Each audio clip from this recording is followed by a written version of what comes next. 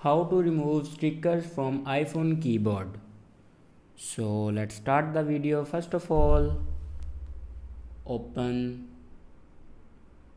Notes and then open your keyboard, and on keyboard you can see the emoji icon. Now click on it, and then here you can see the stickers, and if you want to hide these stickers, then simply go back and open settings.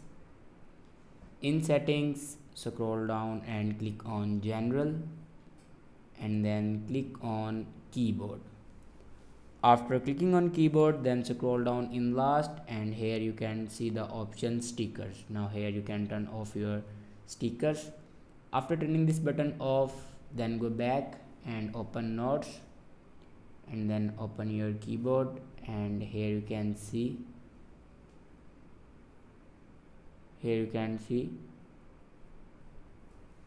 stickers are not available.